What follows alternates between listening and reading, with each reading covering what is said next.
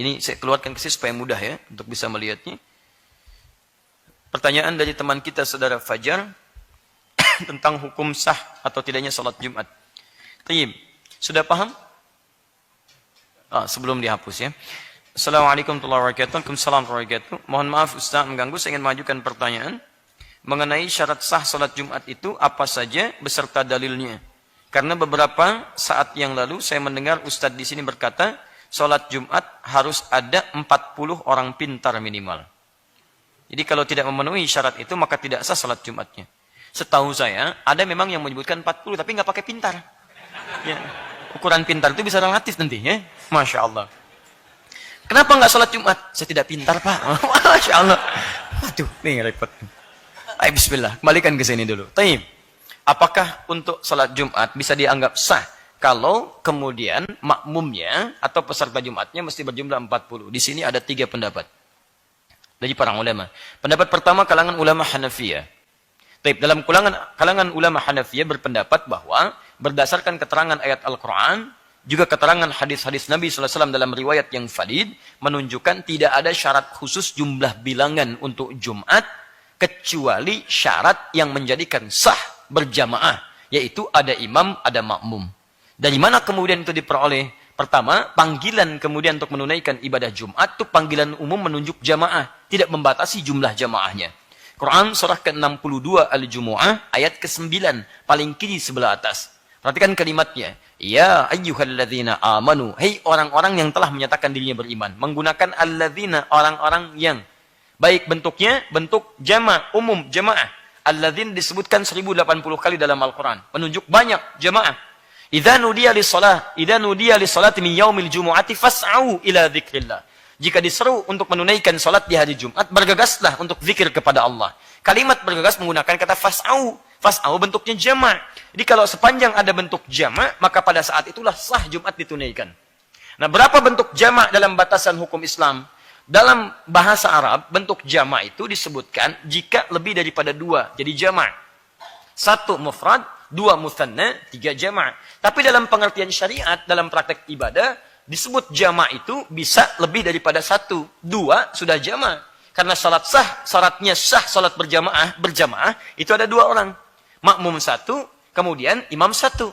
Imamnya di depan, makmum di belakang. Jadi kalau sudah ada 2 orang, maka sah salat berjamaah. Disebut jama'. Ingat ya, pengertian bahasa tidak harus sama dengan pengertian istilah. Jadi kalau Anda ingin membahas satu istilah, maka ta'rif bahasa dibawa kepada istilahnya. Sekarang bahasa akan dibawa kepada fikih. Fikih mensyaratkan syarat sah salat berjamaah itu jika ada minimal 2 orang. Imam 1, makmum 1. Jelas sampai sini? Maka dalam pendapat mazhab Hanafiyah menjelaskan sepanjang kemudian terpenuhi syarat berjamaah itu dengan unsur jamaahnya, maka sah dipandang Jumatnya. Misal, ya dalam satu tempat misalnya yang ada cuma 3 orang. Jamaah bukan?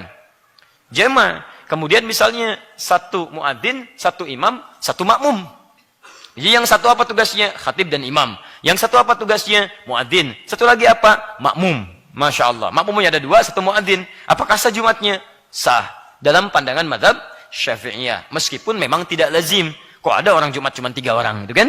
Nanti akan diikat dengan tempat. Yang kedua, pendapat ulama Malikiyah. Malikiyah berpendapat bahwa sah dipandang Jumatan itu jika minimal dalam tempat Jumatan itu ada 12 orang. Dari mana 12 orang ini? Pertama, keterangan Al-Quran memberikan isyarat di Quran surah ke-62 Al-Jumu'ah ayat yang ke-11-nya. Paling kiri di atas agak sedikit ke tengah, dikuatkan di hadis Muslim nomor hadis 863. Tayyib. Dikisahkan kemudian, wa idza ra'au tijaratan aw lahwan infaddu ilaiha wa tarakuka qa'ima. Qul ma indallahi khairum minal lahwi wa minat tijarah wallahu khairur raziqin. Tayyib. Wa idza ra'au tijaratan, maka tatkala orang-orang yang hadir di Jumat itu melihat kafilah dagang membawa barang dagangan baru. Jadi ini di awal-awal masa Islam baru turun syariat Jumat, tiba-tiba ketika Jumatan di awal-awal masa syariat itu datang kafilah. Kafilah itu rombongan bawa dagangan untuk ditawarkan. Dari Syam dikisahkan. Syam. Tawarkan bonus, Pak. Ya, diskon. Diskon. Diskonnya naik 90%. Masya Allah. Samping masjid. Dan yang ditawarkan, yang antum cari. Itu masalahnya. Taib. segini dah ilustrasinya. Ibu lah Bu ya. Ibu sedang di mall Bu. Tiba-tiba adzan berkumandang, Allahu Akbar, Allahu Akbar. Di bawah ada masjid. Ibu teruskan transaksi atau ke masjid dulu? Misal, ibu ke masjid dulu karena baru pilih-pilih gitu kan. Nanti Pak, saya kesini lagi ya habis sholat. Silahkan Bu. Begitu mau turun, speakernya bunyi. Sekarang diskon 90%, 90%. Masya Allah. Yang disebutkan diskon, itu barang yang ibu cari. Pertanyaan saya, ibu teruskan lagi transaksi atau tidak jadi sholat?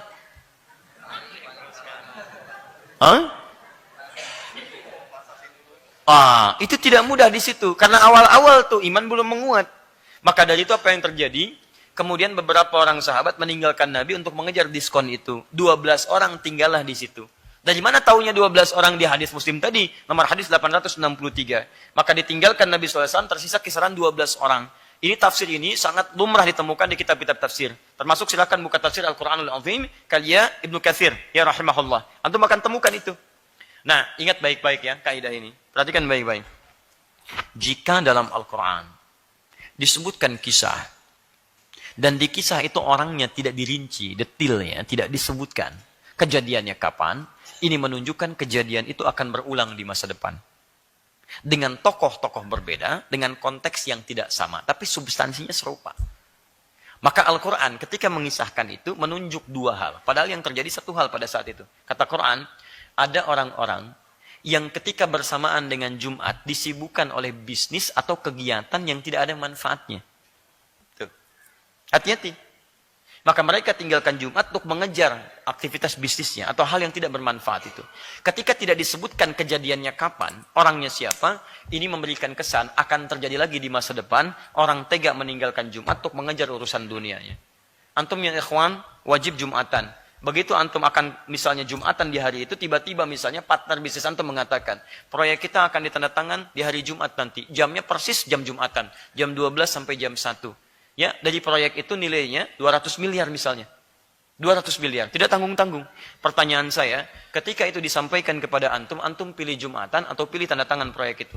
Tawarannya sederhana, antum tidak hadir pada saat itu, maka proyek batal. Jawaban ini akan menunjukkan indikator tingkat keimanan antum. Semakin banyak mikir, menandakan imannya bermasalah. Cepat. Selesai. Maka pada yang seperti itu, Allah tegaskan kalimatnya. Perhatikan kalimatnya baik-baik. Qul. Ini bahasa Al-Quran. Ma indallahi khairun minal lahwi wa minat tijarah. Dan ditegaskan. Wallahu khairun raziqin. Katakan kata Allah Muhammad pada tipe orang-orang seperti ini. Katakan pada mereka. Apa yang telah Allah siapkan bagi orang yang cepat merespon seruan Allah, Allah akan siapkan yang lebih baik dibandingkan dengan yang dia kejar itu. Dan tutup dengan kalimat yang sangat indah. Wallahu khairur raziqin, dan Allah yang mengatur rezeki yang terbaik. Pertanyaan saya, yang punya rezeki siapa? Allah. Yang mengatur siapa? Kalau bahasa bebasnya begini, yang punya rezeki itu saya. Yang punya rezeki saya. Mudah bagi saya untuk menentukan, kamu ikut Jumat atau tidak, rezeki tidak akan tertukar. Kamu kejar-kejar itu, bisa kamu saya wafatkan pada saat itu. Begitu Anda kejar itu untuk tanda tangan, Masya Allah, meninggal di jalan. Rezeki nggak dapat yang ini, ya, nggak ditanda tangan, dan ini pun Jumat tidak dikerjakan. Mudah bagi Allah. Dan sangat mudah bagi Allah menjadikan itu lebih daripada 200 juta. Masya Allah. Begitu tiba-tiba antum mengejar Jumat, Allahu Akbar. Meninggalkan itu semua, dibatalkan proyeknya. Muncul kisahnya. Seorang mengejar Jumat untuk meninggalkan 200 miliarnya. Viral kisahnya. Tiba-tiba datang orang punya proyek 400 miliar. Lebih daripada ini. Dan itu orang Islam. Sampaikan, berikan, dan sebagainya. Itu luar biasa. Antum jangan takut. Kalau ada hal bertentangan dengan syariat, waktunya bersamaan, kejar syariat dulu. Karena Allah yang punya rizki. Rizki antum nggak akan tertukar. Rizki itu hanya bisa diikhtiarkan dan didapatkan dengan izin Allah. Rizki tidak terletak betapa kerasnya antum bekerja. Kalau rizki itu mengalir berdasarkan pekerjaan keras, orang-orang yang punya pekerjaan keras lebih banyak uangnya dibandingkan dengan antum.